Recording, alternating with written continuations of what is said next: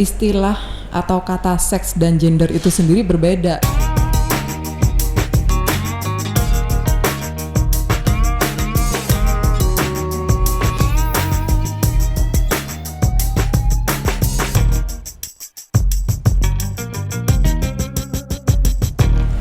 Halo Sobat Podcast, balik lagi di podcast FISIP UTM Ngehits barengan sama Audrey. Hari ini kita bakal bincang-bincang santai nih sama salah satu dosen psikologi kita, yaitu Ibu Nailur Rohmah, SPSI MA. Halo Ibu, apa kabar hari ini? Baik, alhamdulillah. Baik ya Ibu ya. Oke, Bu Nailur Rohmah ini adalah salah satu dosen psikologi yang mengampu mata kuliah psikologi gender. Betul ya Ibu ya? Iya. Oke, Bu, kita hari ini nih bakal ngomongin tentang ada apa dengan gender. Bukan ada apa dengan cinta ya Ibu ya? Bukan. Ada Itu apa sudah dengan film gender? lama ya. Ada apa dengan gender? Kenapa nih kita mau ngomongin tentang gender? Karena kadang penggunaan kata-kata gender dan seks ini sering tumpang tindih gitu ya Bu ya. Dan kadang tuh nggak sesuai sama penggunaan kata ini gitu Bu. Nah itu tuh gimana gitu Bu? Oke, mungkin memang di awal kita perlu paham ya bahwa istilah atau kata seks dan gender itu sendiri berbeda gitu. Jadi seks ini lebih pada perbedaan pada jenis kelamin antara laki-laki dan perempuan dan secara biologis. Jadi memang sudah kodrati, sudah bawaan, sudah pemberian Tuhan gitu. Jadi kalau laki-laki secara biologis seperti apa, kalau perempuan secara biologis seperti apa. Nah itu yang membedakan laki-laki dan perempuan. Dan itu disebut dengan seks gitu. Kemudian sementara dengan gender, kalau gender itu lebih pada bisa kita sebut dengan ekspektasi masyarakat atau ekspektasi sosial lah gitu. Karena sebenarnya gender ini berkaitan dengan peran laki-laki dan perempuan di masyarakat gitu. Jadi seperti apa harapan dari masyarakat terkait dengan laki-laki harus bagaimana, perempuan harus seperti apa. Nah itu yang disebut dengan gender. Jadi lebih ke peran atau lebih ke ya harapan masyarakat lah. Jadi gender ini bisa dibilang dinamis ya. Peran gender ini dinamis karena dia konstruk masyarakat, kapanpun bisa berubah gitu. Peran gender di masa lalu dengan sekarang tentu berbeda. Gitu. Jadi ya mungkin berapa puluh tahun lagi atau berapa tahun lagi juga bisa jadi berubah gitu. Jadi lebih dinamis gitu ya, Bu, ya? Kalau gender. Di kesana sih. Jadi kalau seks itu lebih ke jenis kelamin, kalau gender itu lebih ke ekspektasi sosial masyarakat ya Ibu ya? Kebalik. Oh, bener dong Bu. Kalau seks itu jenis kelamin, kalau gender itu lebih ke ekspektasi sosial masyarakat. Oh iya. Ya, bener kan Ibu ya? Iya benar. Oke, dan kalau gender itu sifatnya dinamis ya Ibu ya. Oke, jadi sobat podcast jangan sampai kebalik-balik lagi nih ya tentang seks dan gender gitu ya Ibu ya. Penggunaan istilahnya. Iya, dan selama ini nih Bu, banyak banget kayak kelompok-kelompok atau gerakan tentang kesetaraan gender gitu Bu. Nah sebenarnya tuh konsep ketidakadilan gender itu seperti apa gitu Bu? Nah ini sebenarnya berkaitan dengan ketidakadilan gender atau persamaan hak antara perempuan dan laki-laki. Ini isunya lama banget dan sudah sejak berpuluh tahun yang lalu ya. Sudah ada gitu, dan sampai saat ini masih tetap saja jadi perbincangan yang atau jadi bahasan yang menarik gitu loh. Jadi sebenarnya adanya ketidakadilan gender ini juga sumbangan besarnya karena budaya ya, ada budaya di situ yang salah satunya kenapa ada ketidakadilan gender, seperti misalkan di Indonesia atau khususnya di Madura gitu, di mana budaya patriarki betul-betul masih kuat dan laki-laki dianggap sebagai sosok yang lebih baik dari perempuan, intinya seperti itu.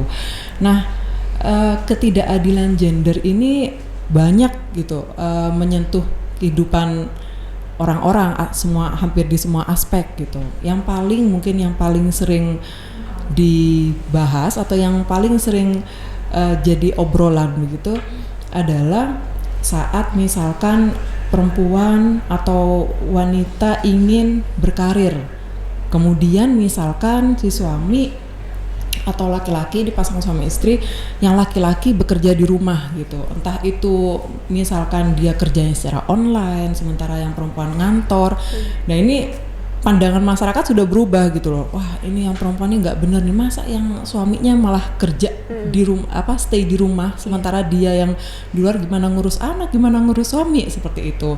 Jadi hal-hal seperti ini, stigma atau stereotip yang melekat pada perempuan yang seharusnya begini, laki-laki harusnya begitu.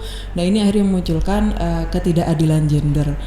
Nah tadi seperti yang yang Ibu sampaikan tadi, Audrey, bahwa gender itu berkaitan dengan ekspektasi masyarakat gitu ya terhadap jenis kelamin tertentu. Kalau laki-laki kebanyakan mungkin memang harus maskulin itu akhirnya pada peran dia di masyarakat, peran dia di keluarga, dia harus yang selalu strong, dia harus yang mandiri, dia nggak boleh bergantung pada perempuan. Sementara yang perempuan dengan peran gender yang dibentuk oleh masyarakat itu ya memang urusannya perempuan di ranah domestik aja gitu, yang publik itu urusannya laki-laki gitu. Jadi yang ngurus di rumah entah itu dari masak, bebersih dan lain sebagainya, ya udah itu urusan perempuan, tanggung jawab perempuan. Dan ini akhirnya yang salah satu ya akhirnya yang berdampak pada ketidakadilan gender juga saat perempuan harus menjalani peran ganda juga misalkan. Jadi dia sudah bekerja di luar rumah, entah itu ngantor misalkan, kemudian begitu pulang semua pekerjaan rumah tetap dia yang harus menyelesaikan, perempuan yang harus menyelesaikan gitu. Nah ini juga bentuk ketidakadilan gender gitu, dan ini hal-hal seperti ini sebenarnya tidak merata tapi hampir kebanyakan tetap banyak gitu loh di masyarakat kita yang seperti ini. Ini bisa dihindari misalkan si lelaki bisa berpikir adil gender atau tidak memandang bahwa tugas di rumah ya udah itu tugas istri gitu, tidak memandang seperti itu, sesempit itu gitu loh. Jadi suami bisa mengkomunikasikan dengan istri, ini gimana nih bagi tugas, ini namanya rumah tangga, kita yang bangun, ya udah urusan di rumah di luar ya sama aja, kita berdua sama-sama tanggung jawab biar kita sesuai dengan jalan yang ingin kita lalui gitu loh, sesuai dengan target, sesuai dengan pencapaian yang ingin kita raih di situ gitu. Jadi ada kesepakatan juga sama suami dan lain sebagainya. Nah dari hal sekecil itu ya, hal sepele seperti itu gitu loh, urusan rumah tangga gitu, itu sudah ada hal-hal yang bisa kita lihat tidak adil secara gender gitu loh. Diperparah dengan pandangan masyarakat di luar gitu. Itu sih. Iya Bu. Berarti tadi berarti kalau misalkan di dalam rumah tangga gitu Bu ya, dalam mengatasi ketidakadilan gender sendiri juga dengan cara adanya kesepakatan antara suami istri begitu ya Ibu ya. Ada komunikasi yang baik. Kemudian suami juga memahami bahwa perempuan juga sangat boleh untuk berperan sesuai dengan kalau misalnya dia ingin mengaktualisasikan diri dia boleh berperan di luar dan lain sebagainya, bagi tugas di rumah dan seterusnya, yaitu harus disepakati lah gitu loh, biar bisa damai rukun gitu loh di rumah, nggak berisik tentang itu lah gitu. Nah kalau di psikologi UTM sendiri nih Bu, dalam menanggapi ketidakadilan gender ini gimana nih Bu? Nah ini di prodi, di program studi psikologi sendiri di UTM ini ada salah satu mata kuliah pilihan yaitu psikologi gender, yang kebetulan Ibu ampu gitu ya. Oh iya. Bahasannya itu tentang apa tuh Bu biasanya kalau psikologi gender? Berkaitan dengan mata kuliah psikologi gender ini, di situ akan dibahas tentang bagaimana mahasiswa bisa memahami teori-teori perkembangan atau teori-teori perkembangan lah tentang gender, berkaitan dengan gender dari perspektif psikologi, entah itu dari psikoanalisis, entah itu dari teori behavioristik dan lain sebagainya. Kemudian di situ juga mahasiswa dituntut untuk memahami juga bagaimana faktor-faktor di luar diri seseorang itu bisa mempengaruhi cara orang berpikir, cara orang membangun keyakinan dia, kemudian akhirnya terimplementasi dalam bentuk perilaku gitu, dan seterusnya, masih berkaitan dengan gender gitu. Oke. Nah kalau dari tadi itu kan bahasan-bahasannya Bu. Nah kalau tujuan pembelajaran dari psikologi gender itu sendiri, Bu? Itu gimana? Kalau tujuan pembelajarannya sih lebih arahnya ya nanti targetnya mahasiswa selain paham tentang gender dengan perspektif teori-teori psikologi, Ya.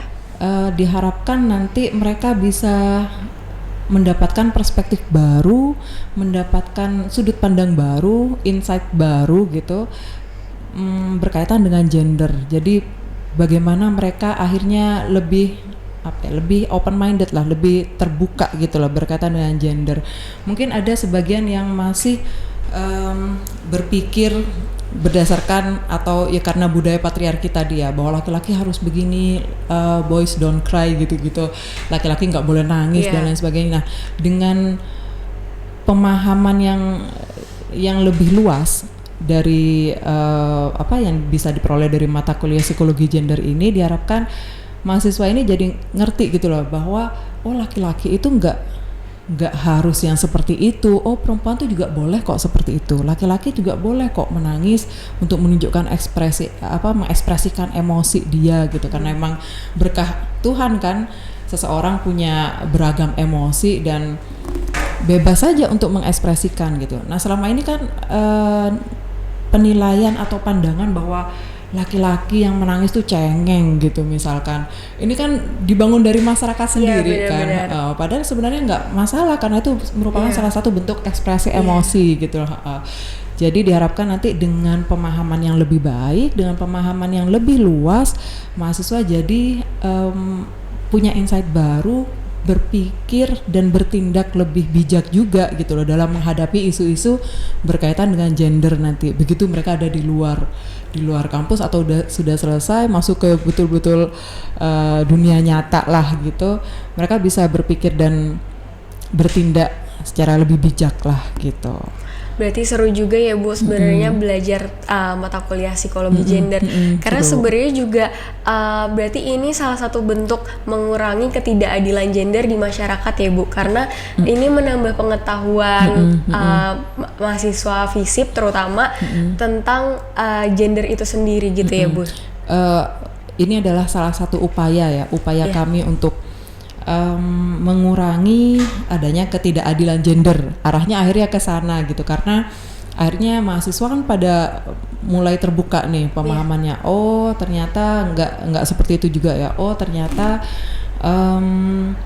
laki-laki, dan ini ya yang perlu diluruskan juga, psikologi gender ini tidak hanya berkaitan atau tidak hanya melulu berkaitan dengan ketidakadilan pada perempuan, tidak, tapi juga laki-laki gitu. Ya seperti tadi ya, laki-laki punya hak untuk mengekspresikan emosinya gitu. Jadi tidak adil gender ini bukan hanya berpihak pada perempuan yang selama ini kan memang lebih lekat, mungkin karena gender atau isu-isu gender ini lekat dengan perempuan karena memang ketidakadilan gender lebih banyak dialami oleh perempuan gitu. Tapi dalam psikologi gender ini kita bahasanya lebih netral gitu, lebih netral dalam artian ketidakadilan gender pun bisa dialami oleh pihak laki-laki gitu. Oke. Bu, saya mau tanya nih sebenarnya kalau Ibu melihat dari sudut pandang Ibu nih, kalau gender sendiri, ketidakadilan gender di anak muda itu Bu, menurut Ibu sekarang ini apakah ketidakadilan gender ini semakin meluas atau malah sebenarnya karena kemajuan teknologi dan mudahnya informasi, mengakses informasi, akhirnya anak muda bisa lebih aware gitu tentang ketidakadilan gender? Sebenarnya dengan kemajuan teknologi seperti sekarang itu jadi seperti pedang dengan dua sisi, dua arah gitu ya Bu ya.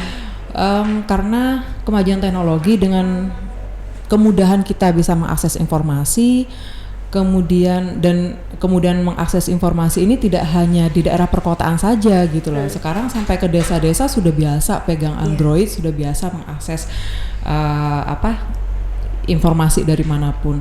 Nah, ini sebenarnya bisa jadi hal yang menguntungkan buat kita karena kita bisa lebih bisa banyak share tentang keadilan gender gitu loh, bukan ketidakadilan gender, tentang keadilan gender, tentang pemahaman pada pentingnya peran perempuan juga gitu dalam dunia politik, ekonomi dan lain sebagainya, bahwa perempuan punya peran di situ. Kita lebih mudah untuk share informasi, tapi share informasi ini pun juga bisa digunakan pada hal yang tidak baik gitu. Bisa juga dimanfaatkan pada hal yang sebaliknya gitu.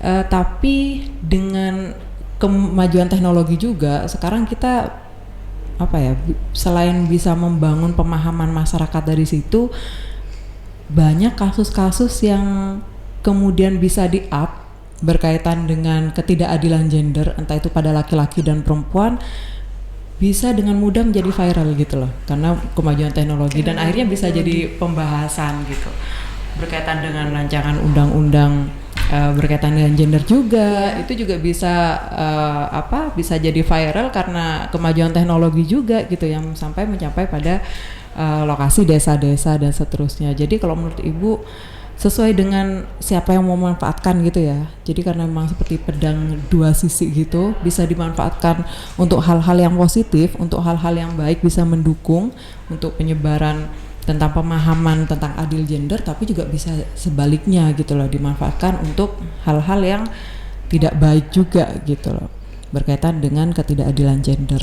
Itu berarti sih. tergantungnya memakai ya Ibu ya sebenarnya. Akhirnya ke sana. Oke, berarti penting banget ya sebenarnya Ibu untuk memahami tentang kesetaraan gender itu sendiri ya Ibu ya. Tentang analisis gender, tentang bagaimana peran gender di masyarakat, penting sekali, penting.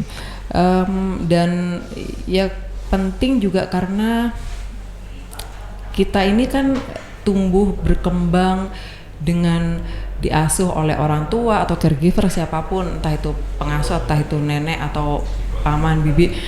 Ini kan selama tumbuh kembang, seiring juga selain memang bertumbuh juga peran gender juga kita masukkan pada anak kita kan, berkaitan dengan identitas gender, entah itu maskulin, feminin, itu kan juga kita terapkan pada anak gitu loh.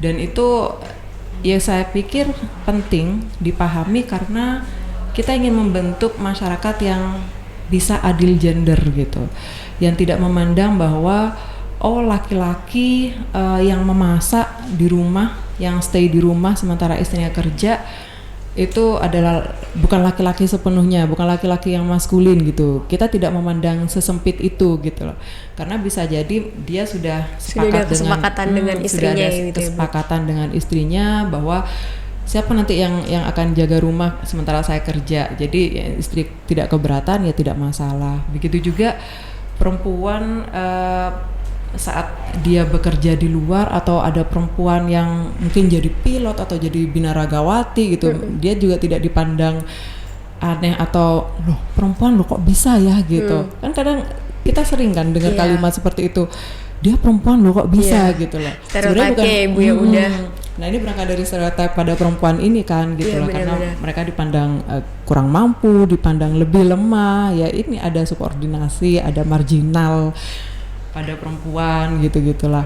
Jadi diharapkan dengan kita bisa mendidik anak yang adil gender, mereka juga bisa berpikir, bertindak lebih bijak ke depannya gitu. Dan akhirnya ya damailah gitu loh, tidak begitu ribet atau tidak begitu banyak hal-hal yang berkaitan dengan isu-isu ketidakadilan gender seperti ini gitu. Ya upayanya memang seperti ini, tapi ini akan membutuhkan proses yang panjang gitu. Oke. Karena memang Audrey sendiri tahu gitu bahwa isu-isu ketidakadilan gender ini sudah dari berpuluh-puluh tahun yang lalu gitu, dan sampai sekarang masih belum juga tuntas gitu. Jadi dan itu meluas sekali ya Ibu ya, seluruh dunia. Jadi memang perjuangannya tetap akan butuh banyak waktu ke depan gitu progresnya. Mungkin bisa dimulai dari sini. Oke Bu, seru banget ya Ibu sebenarnya. Kalau ngomongin tentang gender tuh sebenarnya sangat relate gitu juga sama kehidupan, karena kan ini kan perspektif dan stereotipnya sosial masyarakat ya, jadi benar-benar di kehidupan sehari-hari gitu ya Ibu ya. Oke, terima kasih ya Bu Nailur. Ya, sama-sama. Hari ini udah bincang-bincang santai barengan sama Audrey di podcast Visip UTM Ngehits nih. Oke, terima kasih juga buat teman-teman sobat podcast Visip UTM Ngehits yang udah ngeluarin waktu untuk dengerin podcast kita hari ini. Oke, terima kasih. Saya Audrey pamit undur diri. Sampai jumpa di podcast selanjutnya. Bye.